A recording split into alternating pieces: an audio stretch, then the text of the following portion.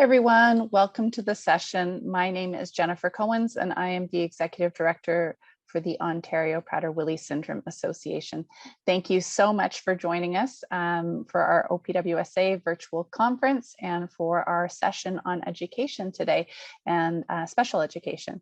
So I appreciate you taking the time out of your busy schedules to be part of our session. So moving on, today's topic is on your child and the school system, and we're going to be providing you with some information and tips to help you advocate for your child. It is my pleasure to introduce our two presenters who have put together this presentation. We have Cathy Shiner and Marla Fine. They are both educators, former and a little bit of current education as they are retired now. And they are also members of the OPWSA Board of Directors. So we've got a jam-packed session with lots of content. So at this point, I'm not going to take up any more of your time. I'll let you get right into the meat of the potatoes of the session, and I will pass things over to Cathy to get us started. Hi, and good afternoon to everyone. There we go. My name is Cathy Shiner, and as Jennifer mentioned, I am a board member of OPWSA. I am also a retired teacher on the elementary panel at the TDSB, and I am still active within the board as a supply teacher. Our hope today is that you'll leave with a little more information about special education within the education system as a whole. Interacting with the system can often be daunting, even for those of us who do it all the time. So hopefully this information will make the task a little less so.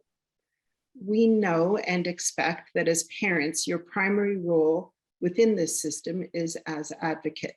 And so we've structured the presentation to highlight important areas where you might have some contact within the school system, and to provide tips for advocacy that can be both collaborative and constructive. We want to stress that special education is not a placement or a designation, and that in fact, the central tenet of the Education Act is that we as teachers are bound to meet the needs of all students, and that is not differentiated. So when you come into contact with the system, we meet you from that point of view. With that in mind, today we'll look at how the special education system is structured in Ontario, explain some important terms like IEP and IEPRCs, indicate some of the transition times that come up within the year and from year to year in order to highlight for you important times for planning and for forethought.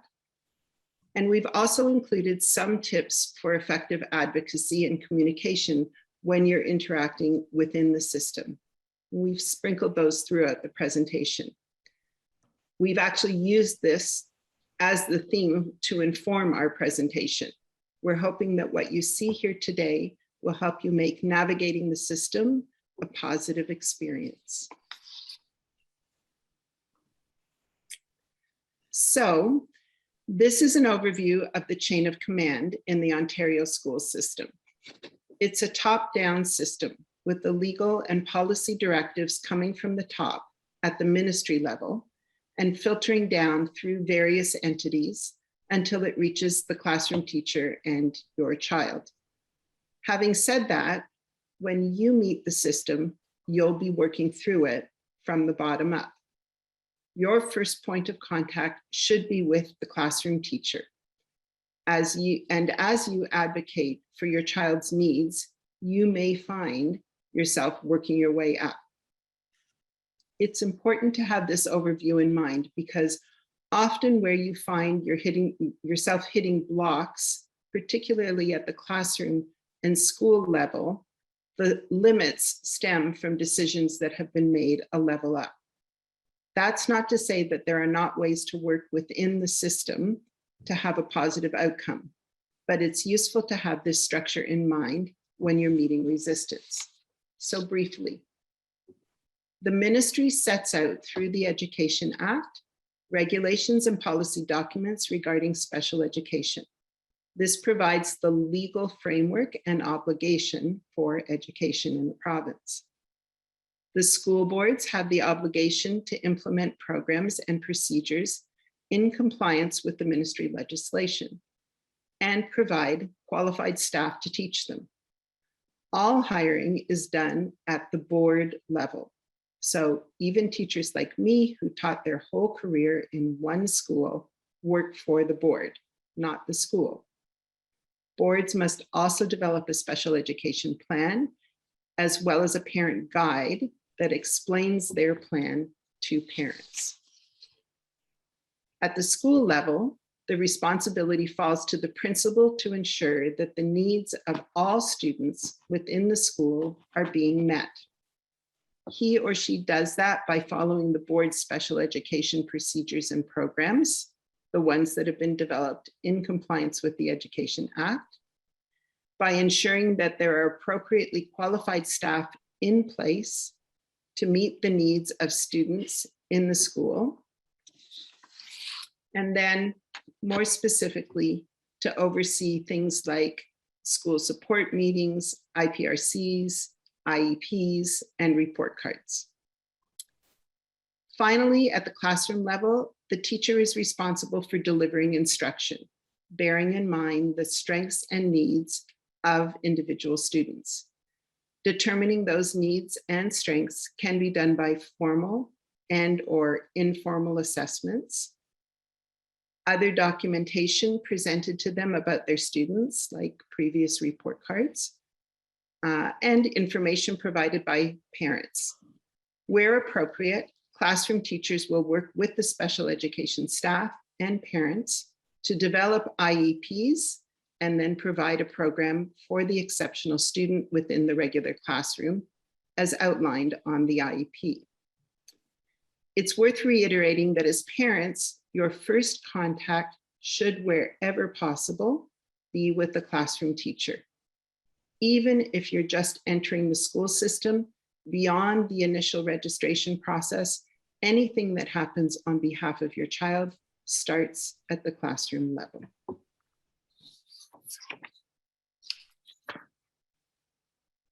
So with all that structure in mind, we move to getting things done within the system.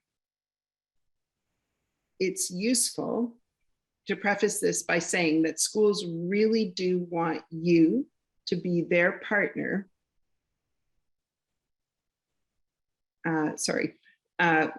It's useful to preface this by saying that schools really do want you to be their partner in educating your child, even when the interaction sometimes seems to indicate otherwise. As I indicated above, sometimes the resistance or hesitation you encounter from a classroom teacher or school principal stems from their knowledge of the limits that have been imposed upon them. However, there are strategies that greatly help to move things along in unlocking these roadblocks and providing the right opportunity for your child to really achieve their potential. And I am going to just try and restart my video. There we go. Understanding your child's strengths and needs is fundamental. Often you know these inherently, but it's useful to be explicit with yourself. Make a list and take some time to reflect on them.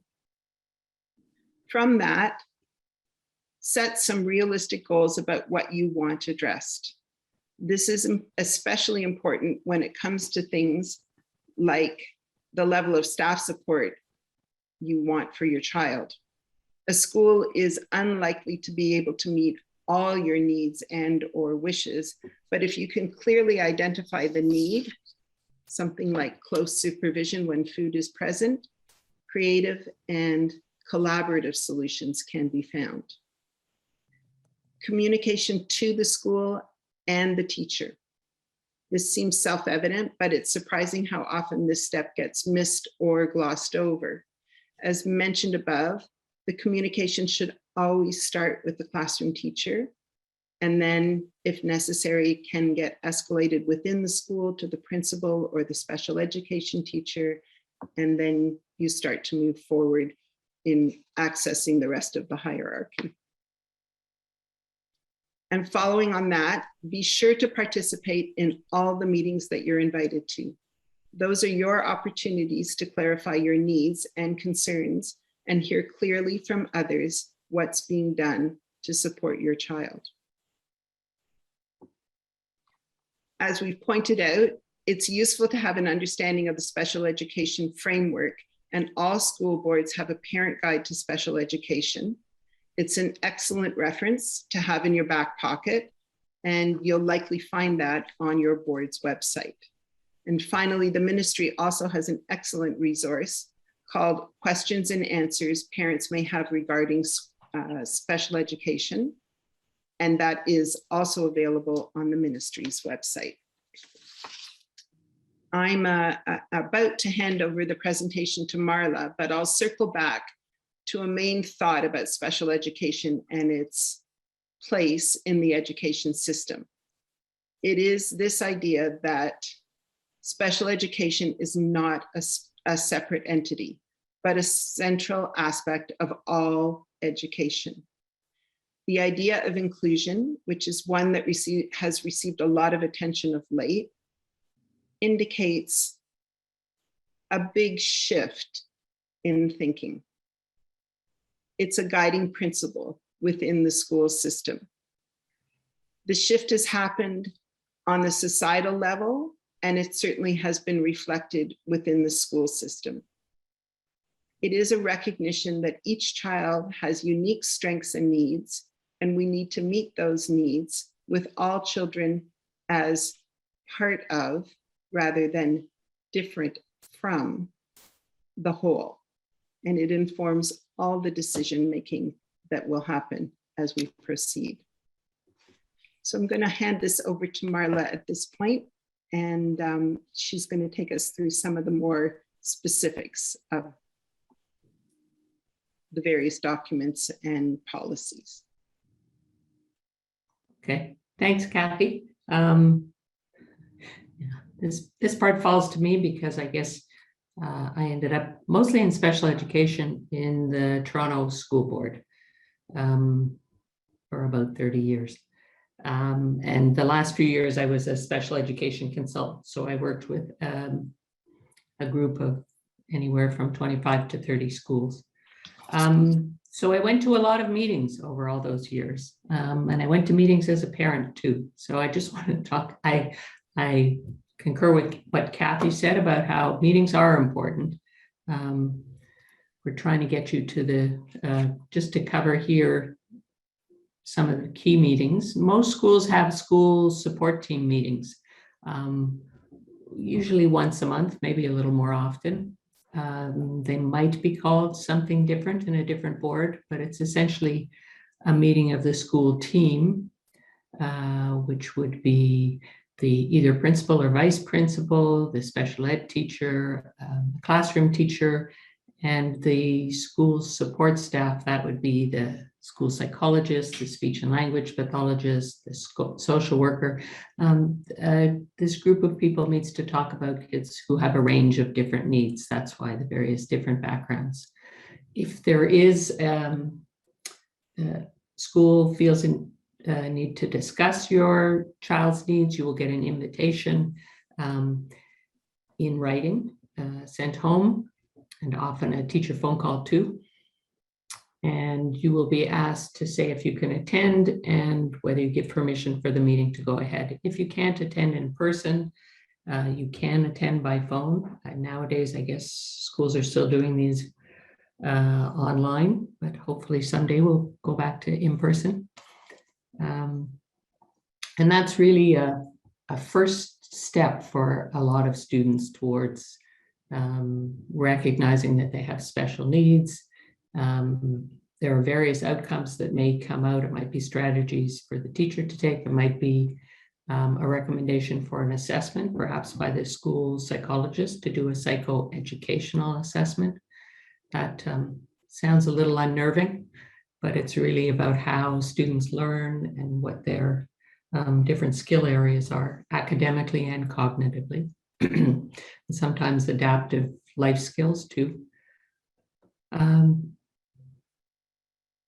So it's really important to go to the school support team meetings. It is also important to meet with the various support staff. Say it was a school psychologist who it is recommended to do, it's recommended for them to do an assessment for your child. They can't do that until they've had a meeting with you, explaining exactly what's going to happen and getting your permission. So really at every step of the way, parents are involved, and the school system wants to make sure that you understand what's going on and that you're in agreement with the process. Report card meetings happen usually twice a year, in November for elementary, and I think for secondary as well. And then in February, really important to go to those meetings as well. That's just with the teacher usually. IEPs and IPRCs, we're going to explain more of that on the next slides, so I won't go into detail just yet. I do want to say that if there are meetings, these broader support team meetings or the IPRC meetings, OPWSA is available to help, both in talking to you ahead of time about your child's needs and what you might be looking for, and they can also, Jennifer has attended meetings, and I think Holly, our board chair, has also helped with that. So let me move on to explaining about IEPs in more detail. Jennifer, I think we did this as a transition slide, so you'll have to, and we didn't take it away. Thank you. So an individual education plan is a written plan describing the special education program or services required by a student. It isn't something that a teacher can just decide they want to do on their own. It stems from, say, a school support meeting. So it's a team meeting, and then the principal is responsible for the decision, I guess, but the team talks about it, and the parent is involved in this. And I will be showing you an example, a couple of pages, but the individual education plan would include modified curriculum expectations for students who, say, are not working at their grade level. For example, a student might be in grade 4, but working really at a grade 2 level in mathematics. So we realize that there's a lot of knowledge and skill from grade 2 to grade 4. The student then would have an IEP where they'd be working on grade 2 expectations with the goal of getting the foundation and moving forward and eventually, ideally, closing the gap. But they are working on grade 2 expectations and assessed on the grade 2 expectations. So the report card is tied to the IEP. Modifications can also be made to the number and complexity of the expectations, and that would be in something like science or social studies. So they're still doing the same topic as everyone in their class, but a student, again, in grade 4 might be assessed on fewer of the expectations, or a more simplified version. Alternative expectations are for the areas not in the curriculum. And an example of that would be, say, facilitating transitions. So an expectation might be the student would transition from one activity to another with 2 teacher prompts, or something in, say, attention. A student will focus and attend during teacher-directed lessons and independent work periods with 2 or fewer teacher prompts. So the 2 or fewer prompts are in there because we understand that we're not starting from a point of expecting a student to do things perfectly every time. So the idea is with some support, and then over time with less support. So the IEP reflects that.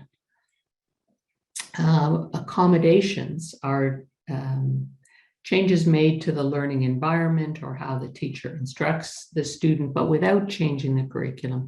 So something like the use of assistive technology or special equipment might be in there. For a lot of kids, it's a laptop. For some kids, it might be using voice to text or text to voice. It might be using a program to read back to them. There are a variety of things. The IEP has to be developed within 30 days of students starting, or 30 school days of starting or receiving the program, and parents and students must be consulted in the development and given a copy of the IEP. So usually that means in September for students who were already receiving special education the year before. In September of the next year, a couple of weeks into the school year, a parent would be sent the consultation letter and form, and the form has space for parents to complete what they see as a student's strengths or their child's strengths and needs in areas like literacy, so reading, writing, math, social skills, behavior areas, everyday skills. There's a place for you to comment. And the teachers will follow up on that. It is reviewed and updated through the school year, usually once a term. And again, it's tied to the report card.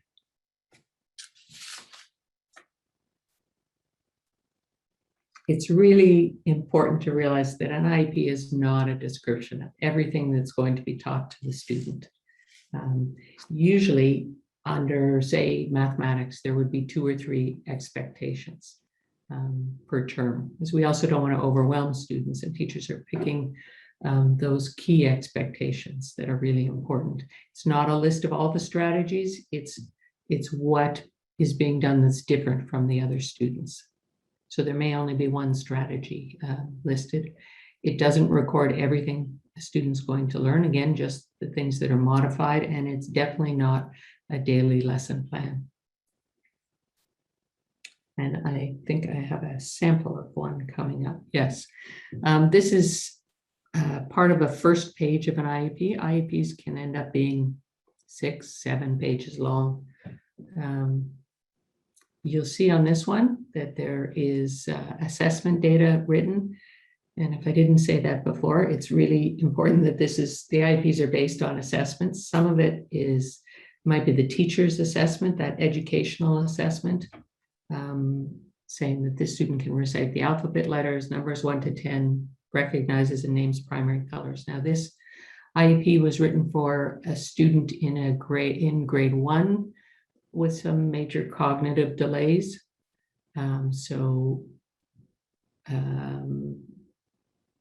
You'll see that when we get to the next page. Just hold on one sec.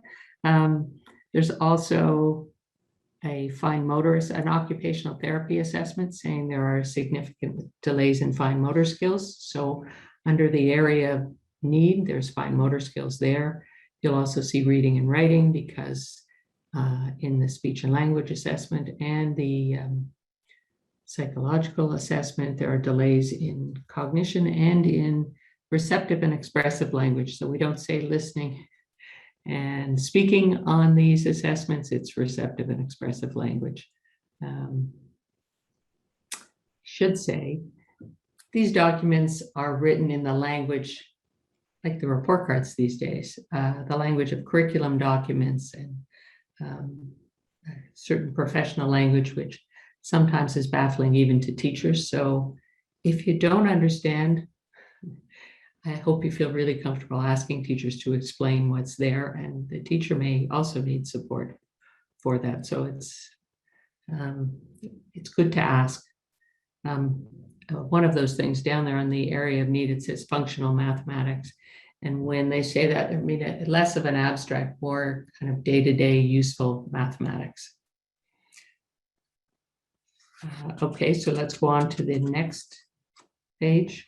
And this is from the same ministry document. This would be the modifications. So it's in the area of language, the learning expectation might be identifying the parts of a book. That's a kindergarten expectation. It should say kindergarten next to that, so parents understand which part of the curriculum or what level it's on. And there are strategies and different assessment methods. Each board has its own individual education plan form, but they're all based on the ministry, and so it looks similar.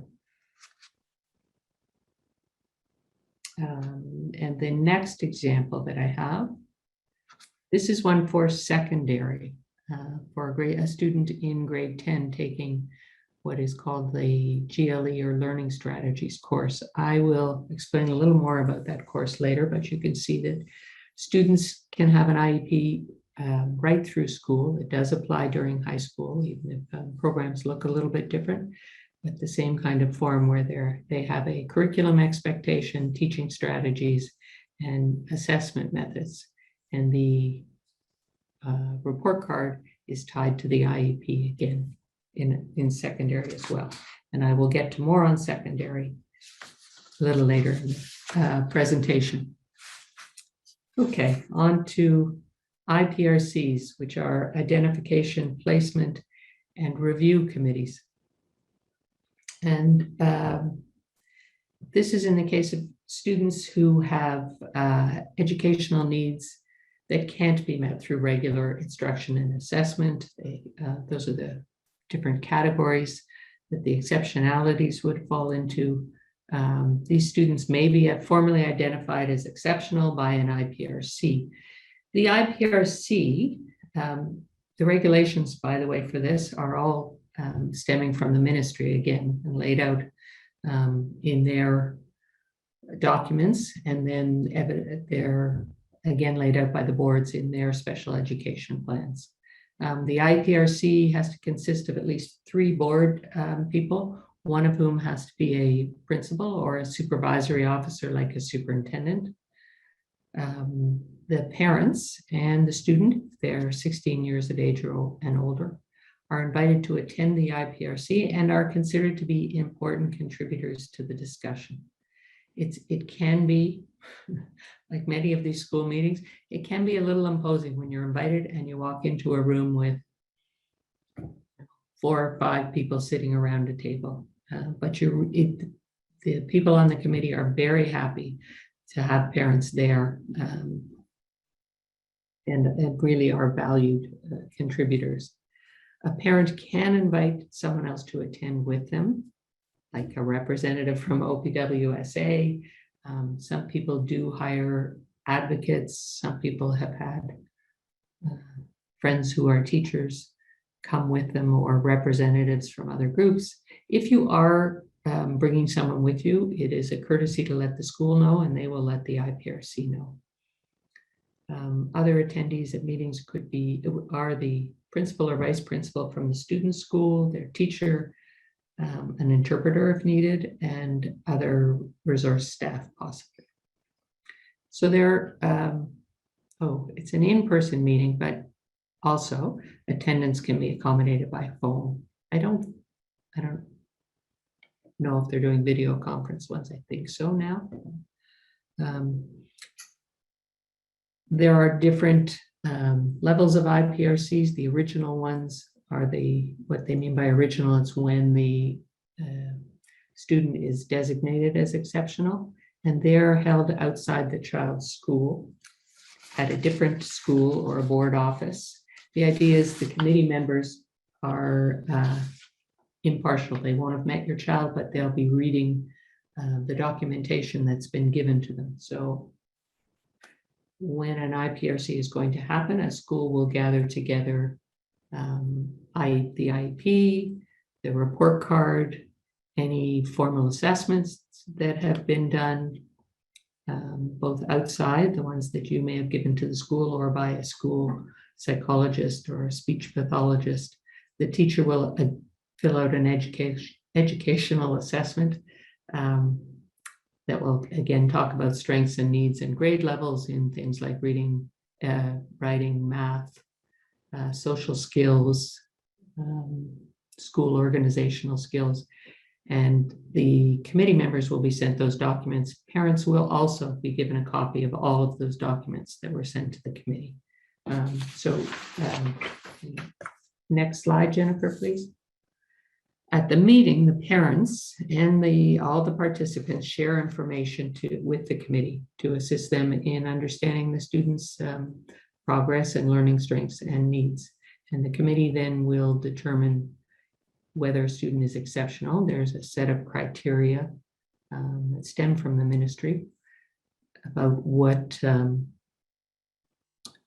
different criteria for the different exceptionalities are.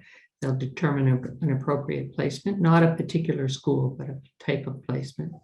Any program or service recommendations, it might be a suggestion that the school follow up on fine motor issues or speech and language, and they'll give a written statement of the decision to the parents, and the parents will be asked to sign if they agree with the decisions. Usually the parents sign at the meeting. You don't have to, you could take it with you. If the parent's not there, it will be sent to the parent. And hopefully someone will explain that to the parent. I should say at this point that really everybody there is thinking about the child's needs, but also the committee wants to arrive at a decision that the parents are comfortable with too. It's important that everybody be in agreement. So that is the lens from which they work. I know that because I've sat on those committees too and talked to people. But parents can appeal a decision, and there's a process for that. I believe that it's within 30 days of an IPRC that a parent can appeal.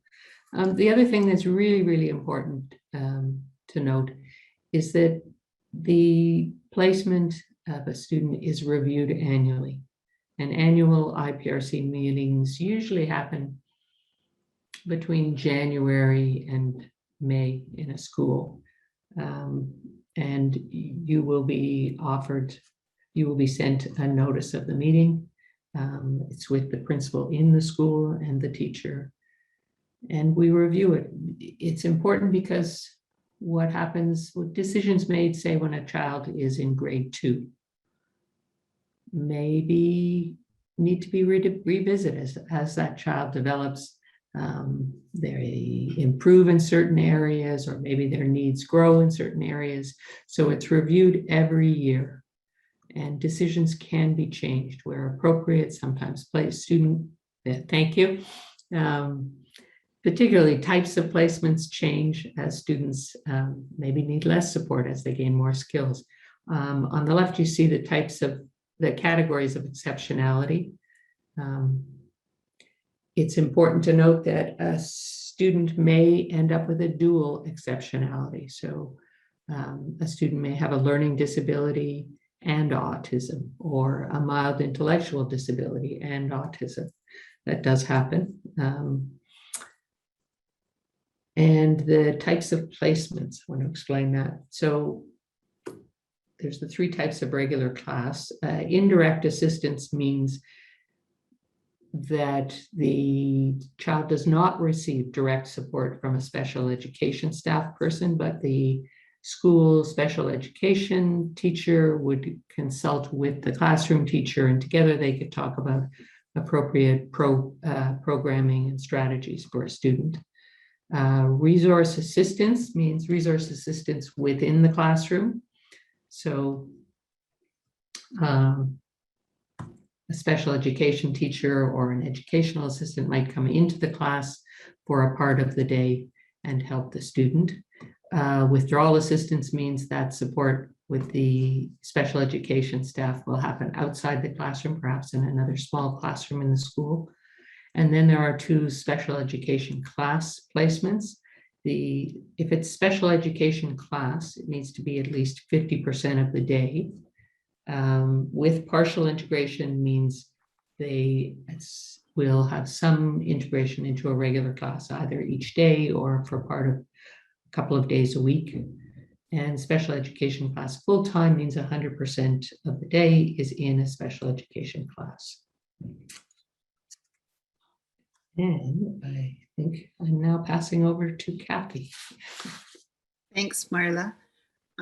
So that's really a lot of information, and I know that some of you will have had some experience in those processes in developing IEPs or IPRCs, and some of you maybe are just entering into the school system at this point. So there's a lot of food for thought there. I want to just here highlight some of the transition times that your child will encounter or you will encounter with your child as they move through their school career. And in particular, we're highlighting them just to bring it top of mind for you, because the more you are able to anticipate and plan for these transitions, the more successful you are likely to be in making them smooth and useful and not hitting those roadblocks. So some of the key ones, most of the key ones that you can expect to encounter. Entry to school is a big one. If you have a child that's just coming into the school system in junior kindergarten, almost all schools, certainly all school boards, have a new student enrollment time. It's usually in early February, but maybe as early as January. It's certainly worthwhile for you to take the lead here and contact the school and let them know that you are coming in with a child who will perhaps need accommodations or some extra support, and that really does make the process go more easily. A change from one grade to the next, there is a natural transition there.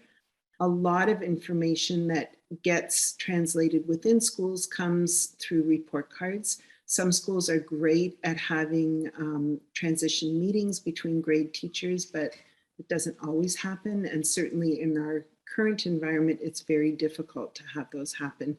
I know that even at this point in my interaction within schools, I am listening to teachers in a junior division who say we don't know the kids in primary anymore because of the cohorting. So that transition perhaps is going to be one that you're going to have to navigate a little bit more explicitly than you might have before. And certainly meeting with the new classroom teacher in the receiving grade early in the year, even perhaps if the information comes to you before the end of the school year, and that also doesn't always happen. Sometimes it's on the last day or the second last day of school, but usually the teachers are available in the week before school starts, and it's really a great thing to schedule some time in that, sometimes in that early week or early in the school year in the first week or two, so that you can really get to know each other. An obvious transition would be a change from one school to another, elementary or primary to middle school, whether that happens at grade 5 or grade 6 in your board, a transition from an elementary school to a secondary school. So depending on the organization of the schools within your board, might be you're in a K-8 school and then going to secondary, or perhaps you've made a transition already from a junior school to a middle school. All those transitions are really, really important to navigate with your child and then with the school. And then finally, there is a transition that sometimes gets missed, and sometimes the offer of support to make that transition successful is the one from secondary to post-secondary activities. So you're going to leave the confines of the school board that you've probably been working with throughout your child's life and then move on to other things. But there are things that can help with that. And we'll look at a couple of them in just a minute, or in particular, a transition page. But the last thing that I'll highlight there is that if you have had a child who's had a prolonged absence for a medical reason or for any other reason from the school system, that transition back into the school system or to a new school within the system is one that really needs some close attention.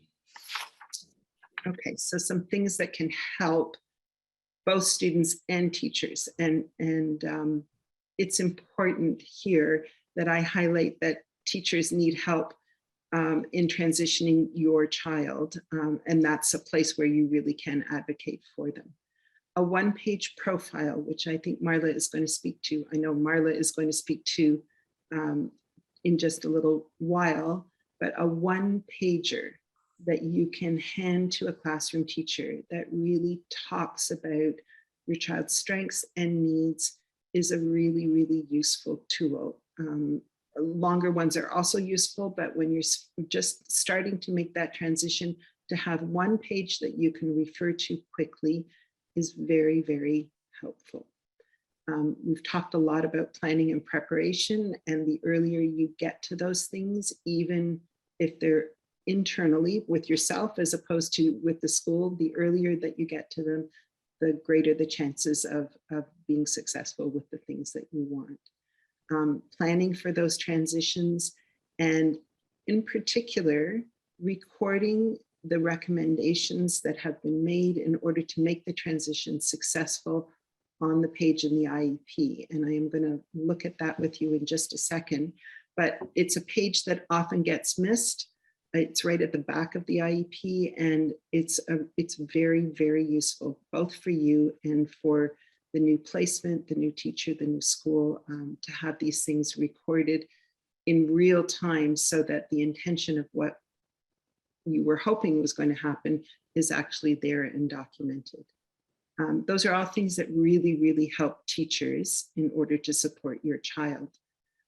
Things to help your child, social stories as applicable throughout all of these things, visits, and again, in the current climate, visiting is difficult, but the schools have been pretty good about making themselves available through video chats or Zoom or on Teams, either to meet teachers or actually to let you see what the school looks like inside. And they really have been working very hard to ease these transitions that can be difficult without the child having knowledge.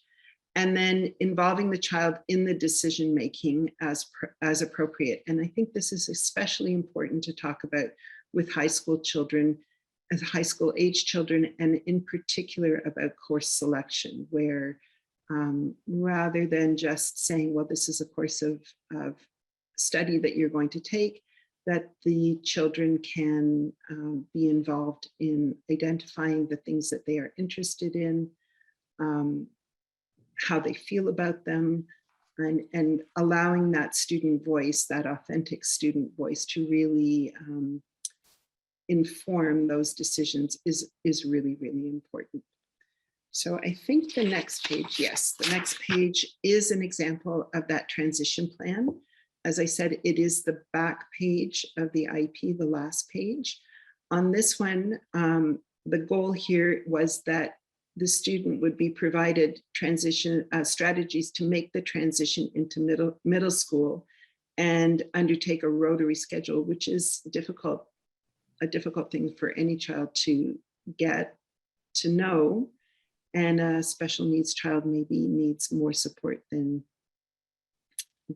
anything. The actions here are very specific. It states that she's going to visit the school, she's going to have a map, she's going to practice where she's going to go, she's going to be able to see classes, the library, the cafeteria, the kinds of things that really are going to make the setting familiar to her, so that when she arrives in the fall, and the timelines are specific there, it's going to happen well in advance. When she arrives in the fall, there is going to be familiarity there, and that will facilitate the transition. And then there is a note there to support teachers as well, share best practices for organizational strategies with the receiving teachers. And particularly when there's a school transition, it's important, but doesn't always get well attended to. Having it noted on the IEP really highlights it for the school that, that there is a need that needs to be supported there. So this is a great page to keep in mind when you're working with the team within the school, and make sure that it is used to its best advantage. The last thing I'm going to talk about are some of the timelines. IEPs we looked at pretty intensively. There is a legal requirement that they are completed within 30 days of the placement, or for a child who's continuing on from grade to grade within 30 days of the start of the first of the school year. And that parents are sent copies of the IEP within that 30-day time frame. IPRCs get reviewed annually, as Marla said. Those reviews are generally speaking from January to May, but if there's something that is sort of flagged for you or is coming up and you see a need for a change, you should let the school know as soon as you are aware of the fact that you want to have a change made. It doesn't necessarily mean that the review will happen earlier, but they are not time bound from January to May, just generally happens when they are done at that point. And the annual reviews for IPRC are generally done with recommendations for the next school year in mind. So that sort of helps to frame the timeline there, but as I say, it's open. Reporting times throughout the year. Elementary schools are required to meet with parents early in November for the progress report, and then meetings are optional for the first term and second term report. First term is in February and second term in June.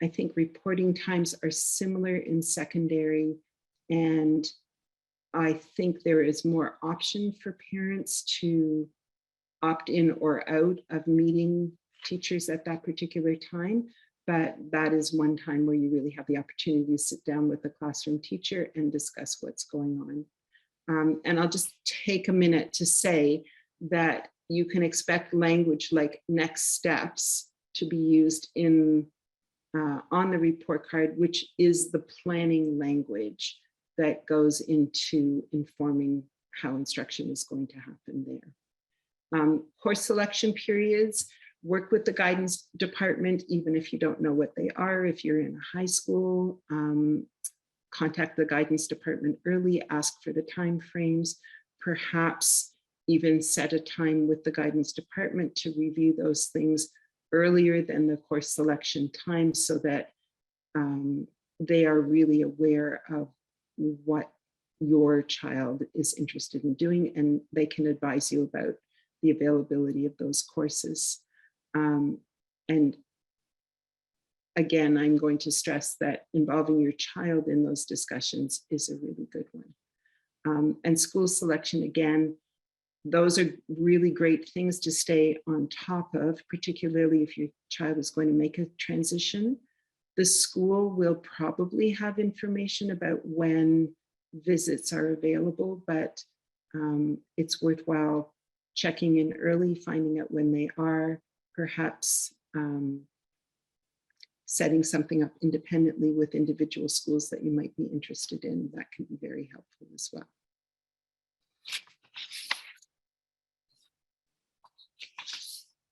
And I think we'll move on to secondary, specific things for secondary schools now. Okay. I want to throw in one more thing I forgot to say. I think I forgot that if a student has been IPRC'd as exceptional and has a placement, they have to have an IEP. And I don't think I said that. And the IEP would have to be drafted within 30 school days of the IPRC decision date. I also wanted to just add on to what Cathy was saying about guidance departments. There are also guidance teachers, at least in the Toronto board, in middle schools. So in grade 8, students will meet with the guidance teacher, and the guidance teacher helps them with thinking about courses for next year too. The guidance staff and guidance staff at high schools are really helpful. They usually work together with the special education staff. Picking courses can be very complex. I was helping somebody to do it last year, and I was really glad to have the school teachers helping me because it was complicated. Okay, other things at special ed. At secondary, special ed continues through its secondary. There are more students with regular class placements than special education classes generally. Again, that GLE course, strategies course, is available to any student who has an IEP. It is a credit course. Students are able to take it once a year for 4 years. So again, really recommended. Some schools actually have a few secondary schools that are entirely special education for students with greater needs. That's something, if it is something you're interested in, you can talk to your local school. There are high school courses at different levels: academic, applied, and locally developed. There is a move away from streaming, certainly in the Toronto board. I'm not sure about other boards. So in the Toronto board, for example, grade 9 and 10 math is all together. It's not separated into the academic or university stream or the applied college stream, but it is by grade 12. And there are some courses specifically targeted for students with special education needs that are locally developed. They're a little more hands-on practical courses. So you could inquire at the high school level about those. And here's a key point. Students may remain in school until the end of the school year in which they turn 21. So that is an important point that many people will take advantage of. Okay, again, working with your special education or guidance department in the school, you'll learn there are 2 options. The Ontario Secondary School Diploma requires 30 credits. It's the literacy test, community involvement. It is needed for college or university, but it may be too much for some students. So there is an Ontario Secondary School Certificate that is 14 credits, 7 compulsory, 7 electives, but no community volunteering and no literacy test. So speak to your school again about those. And the next one, another option, if that isn't working for either, Jennifer, next slide, is the Certificate of Accomplishment. And this is for students who are leaving high school after turning 18 and who do not meet the OSSD or the OSSC requirements. Can be useful for recognizing achievements for students who plan on continuing or may leave school and come back. It shows how far they've gotten, so that would be on the transcript, and their IEP if they have one. And they could return to school and work towards additional credits and work towards the diploma or a certificate. And it may be useful for showing work situations. Okay, let's continue. Some more communication tips. Keep in mind, again, your child's strengths, needs, and interests. Sorry, I'm mindful of the time. I think we've covered that fairly well. And we've talked a little bit about setting your priorities, what's most important. Some key topics here. And Jennifer, do you want to jump in and talk a little bit about food issues and management and approaching schools on that? Sure. I made up a little list earlier, some of the things that I wanted to highlight. So just give me a second here.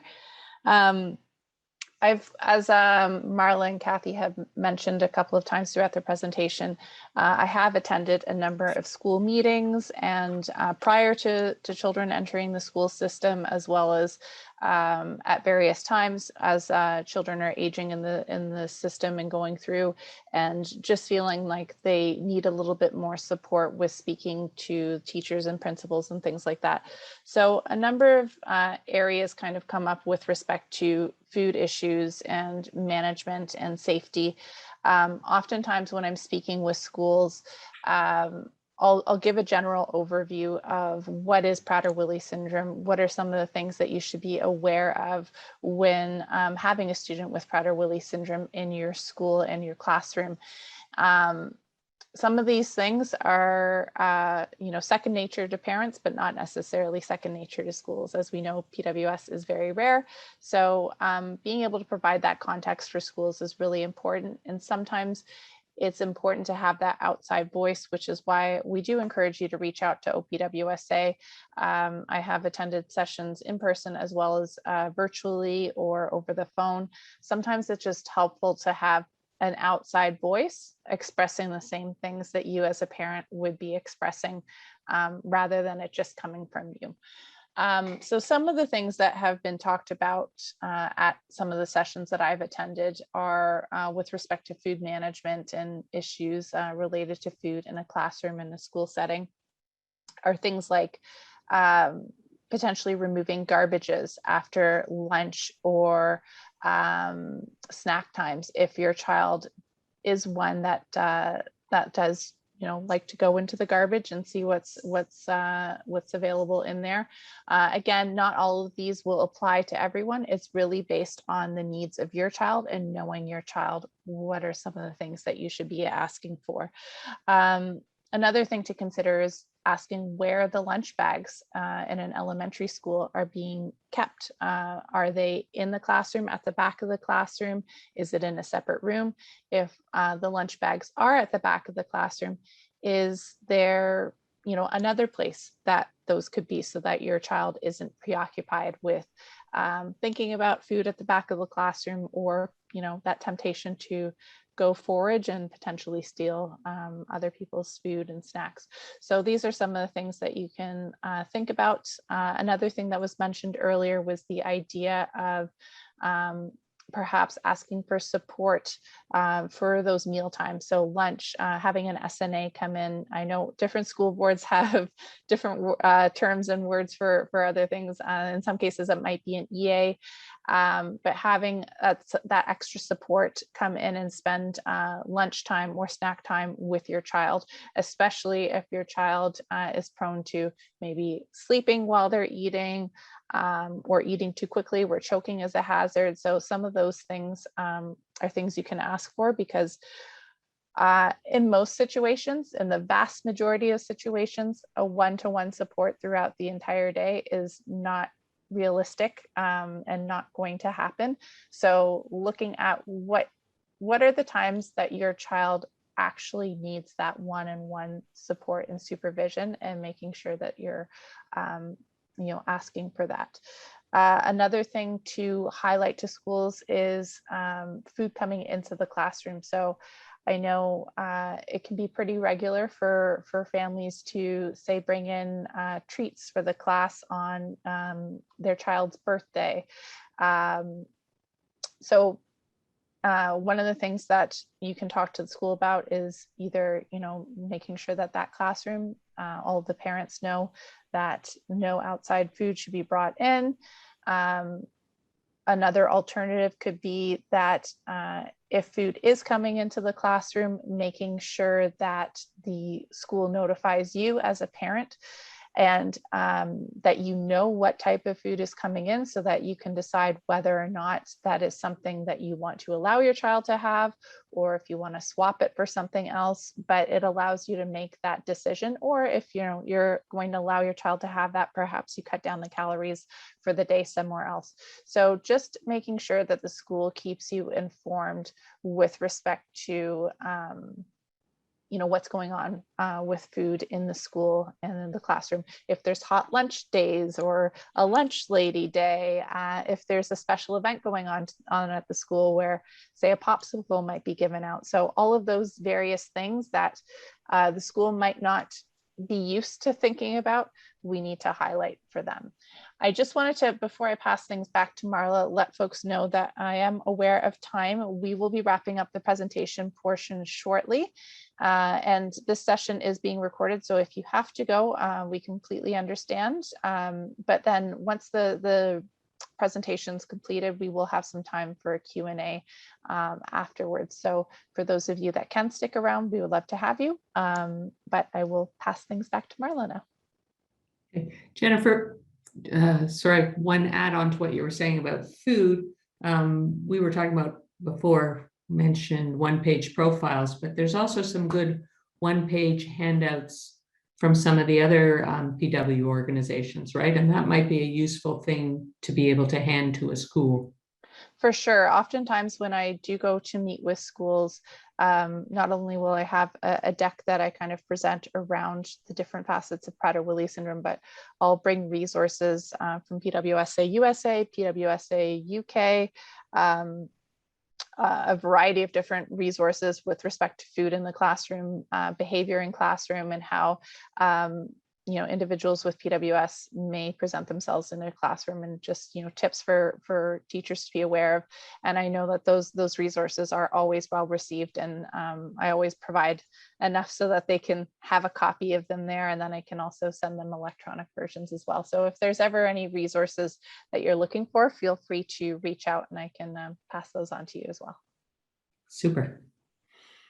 So the next page, I think I have a sample of a one-page profile, right? 2 samples. There we go. So these are 2 samples for what you can do on the one-page profiles. It's really nice to have the what's important to me, or what I like about me, and what other people appreciate about me. That's on the blank one on the right. What's important, how to support. Found it interesting, the one on the right has in the red what I find difficult, and then an arrow to the best ways to support me. So those could be quite good. Next page, next slide, please. So yeah, and we covered the information about Prader-Willi is really helpful, especially the kind of one-page things Jennifer and I were just referring to. Again, we go back to building bridges between yourself and the school, and the idea that you start with the classroom teacher, but if they can't resolve the problem, you may have to go up the chain. It's really important to be transparent and say, I really appreciate the support you're giving. I need to follow this through with the principal. Teachers are going to understand, especially if they're informed by you. And you can move up to the principal, the superintendent, I guess the director, some people do. You can also contact your school trustee, and sometimes they can be helpful. The idea of being curious rather than judgmental, because we don't know what else is going on with someone else, just like we shouldn't be. It's helpful not to assume we know and judge with students. As a teacher, I find it helpful to think, I wonder, or when you're talking to teachers, saying, I wonder if it's possible to do something, or how might it be possible to make a different arrangement? And then you're inviting them to think outside the box and brainstorm with you. Another thing to consider is that you do know your child best, but you know them in the context and environments in which you interact. And the school staff may see things differently because of the different environment and the stressors of and joys of a room with 20 or 25 or sometimes 30 students in it. Your child at home may be able to do something that in the distracting, busy environment of school, they're not yet able to do, but maybe will eventually, or the other way. Sometimes at home, we have seen where children show less independence at home and more in the school environment when that kind of thing is modeled all around, and students really like to be helpful. It is always nice to surprise parents when I'm sitting there as a teacher, to be saying things to them. They're going, wow, that's fantastic. I didn't know that about my child. And last, we would like to leave you with a reference. Well, we're not handing it to you, but the name and a link. Negotiating the Maze, Strategies for Effective Advocacy in Schools. We came upon this while preparing for today's presentation. It is a publication of Autism Canada, I believe, written by an educational advocate who works in the schools, so has a really helpful perspective. And I think you would find a lot of good information there. And with that, I'll turn it back to Jennifer. Thank you so much, Marla and Cathy, for sharing your expertise, putting this all together. I know I learned a lot in the development of this session, and I'm sure a lot of the folks online today have also learned a lot. We will be opening up for questions and answers very shortly. So please start to put your questions in the chat window or in the Q&A pod while I go through and a couple more slides just to wrap up. First, I'd like to let our folks know that we have started our Cheers to Charity fundraising campaign, where it costs $10 a ticket to buy a raffle ticket. The grand prize is $1,000 worth of gift cards to a store of your choice from a list of stores. And all of the lists of stores are, kind of big box stores that are readily available in people's communities, like Best Buy, Costco, Loblaws, things like that. And for our prize winners, you can also get different denominations of your prize amount. So for example, if you won $100 worth of gift cards, you could get a $100 gift card, or you could split it up into two $50 gift cards or four $25 gift cards, so that you can give those out as gifts to any family and friends and things like that. So that is going on right now. If you would like to purchase a ticket, you can contact me at OPWSA to either purchase tickets, or if you would like to help sell tickets on behalf of OPWSA, you can also reach out to me. I will let you know that we have done very well with our sales again this year, and I'm almost out of tickets. So if you're interested, make sure that you contact me sooner rather than later. I also wanted to highlight that tomorrow we have a session on understanding Prader-Willi syndrome and autism. Cindy Zapax, who has presented at our conferences in the past, is going to be presenting this and talking about the overlap of Prader-Willi syndrome and autism, the differences. And I think it's a really interesting session. There is some autism funding that's coming in Ontario. So I think attending this session might give you some more awareness as to the similarities and differences, and maybe seeing if it would be, if your child would qualify for some autism funding. I also wanted to let you know that tomorrow afternoon at 4:30, we're also hosting a virtual dance party for individuals with PWS and their siblings. It's free. It's a half hour, just a great way for kids to be active, and and I should say kids and adults, because it is for individuals with PWS of all ages. We did this back in May during Prader-Willi Syndrome Awareness Month, and it was a lot of fun. So hope you're able to join us and have some fun dancing it up. So at this point, I'm going to thank everyone for attending today, and thank you again, Marla and Cathy, for sharing your expertise. And I will open the floor to questions. So I'm going to stop sharing here, and I'm going to have Marla and Cathy, if you want to come back on. And I'll start with a question that we received prior to the session as part of registration. So one of the things that came through is, I'm just trying to read through here. I know we've covered a lot of these because we actually structured this session based on the questions that we got in advance. Oh, this is a good one. So in life skills, there always tends to be a cooking portion of the life skill program.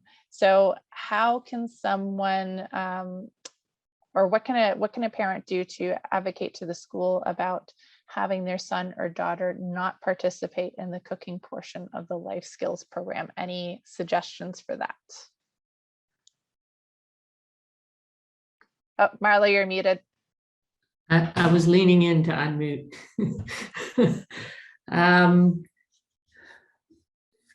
Yeah, that's a good thing to start a conversation for at the beginning of the year, perhaps as part of the discussion around food. So you lay the groundwork early. I do wonder if there's another life skills kind of jobs in the school that the student could be arranged to do. It is, I think it really is hard because food is used as self-regulation classes, food is used as life skills. So they should be able to opt out of that and be given an alternative, and a rich alternative, not spending time in the library.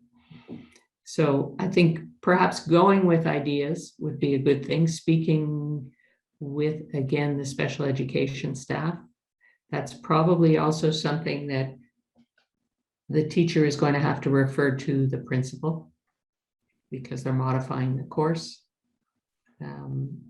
So I would do those things. Start early, suggest alternatives, meaningful alternatives within the school, and speaking with the administration. Great, thank you. All right, well, we haven't received any other questions at this time. And I know it was a very thorough presentation and people are probably still mulling everything over.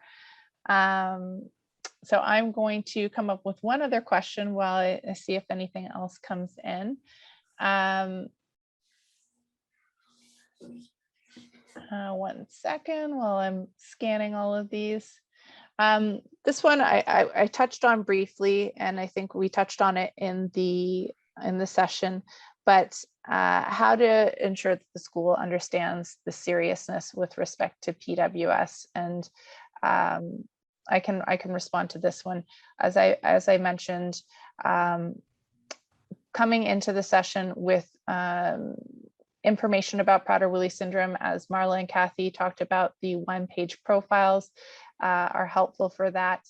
Bringing in resources from OPWSA or other organizations about PWS and food management in the classroom, behavior management in the classroom. All of those sorts of resources are definitely helpful for the school to understand the complexities of PWS and the seriousness of PWS. And certainly, you know, as I mentioned, I'm more than happy to you know, come to a meeting, whether it's in person or virtual.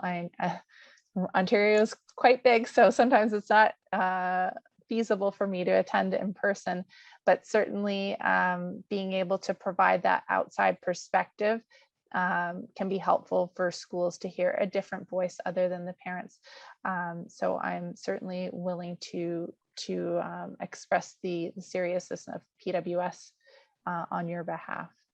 I also wonder if sometimes it's a case for getting the support of the school social worker too, to help build the bridges with the school. Sometimes the social worker can help the school to see things that it's hard for the parent to help them see. I was also thinking some of this may end up on a safety plan for a student. We think often schools are used to doing safety plans around behavior about students who run off, that kind of thing. But I think helping them to understand that seriousness and then documenting a plan on a behavior plan might be, or a safety plan might be a good idea. Do you also good suggestion.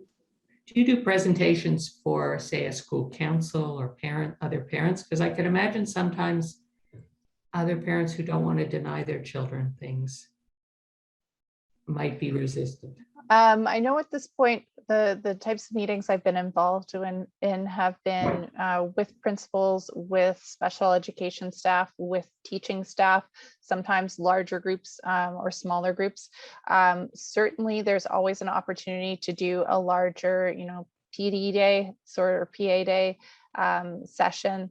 I know our co-chair Holly Stein, her daughter did a presentation to her class last year during PWS Awareness Month. So there's a lot of ways that we'd be willing to support folks at the school level. So certainly the ones that I've been involved in have been smaller, but I'm more than happy to assist in any different sorts of meetings.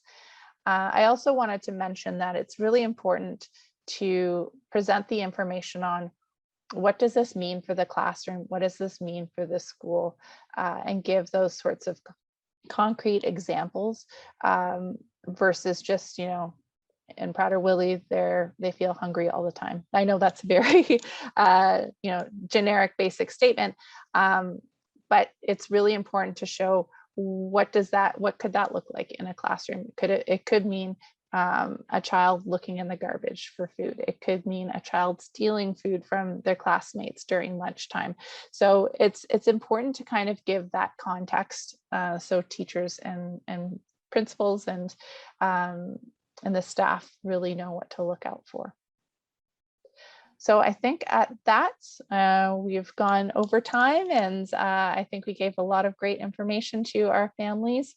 So I want to thank again, Marla and Cathy, for sharing your expertise with everyone. And I would like to thank all of our attendees for joining us. And we hope that you gained a lot of information from this. So hope you all we're have happy to answer follow-up questions if my best questions come 24 hours later. Thank you, Marla, for that. So if there are any other further follow-up questions, please feel free to reach out to OPWSA. You all have my email address, but I will drop it in the chat window, and I can always connect with Marla and Cathy if need be, because they are certainly experts in this. And I always do reach out to them for any assistance. So thank you again for your participation, and hope you have a wonderful afternoon. Thank you. Bye. Bye. Bye.